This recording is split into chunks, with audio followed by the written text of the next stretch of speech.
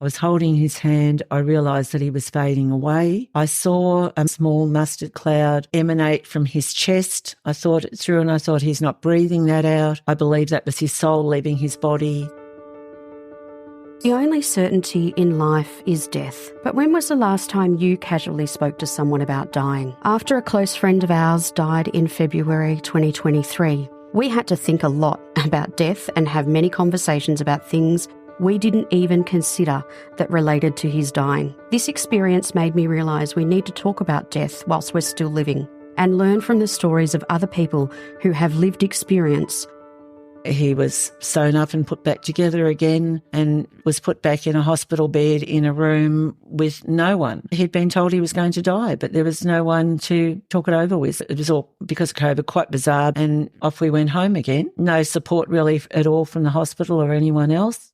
My brain wanted to explode because I was raised in a conservative family, but somehow my heart and soul was a feminist. And my mum came from this really super conservative upbringing, and she was writing a will, and she made this decision that everything in the family, any financial benefit, went to my eldest brother because he was the eldest boy. And I just looked at my mum and I went, "You've got to be kidding me."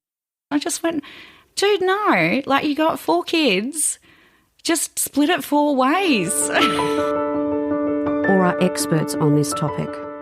I can remember early on in COVID when we weren't allowed to touch the patients and their loved ones weren't allowed to be in the department with them when they passed away. And being the last person that Auntie Flo got to speak to, or the last human touch that she had before she passed on, was a really heavy burden for us as physicians. When their affairs aren't organised, that can cause a lot of angst for the people left behind, wondering why they've been left with a lifetime's worth of possessions to deal with it, that nothing was dealt with beforehand.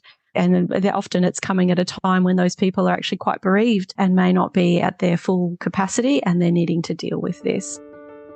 Welcome to Don't Be Caught Dead, a podcast encouraging open conversations about dying and the death of a loved one.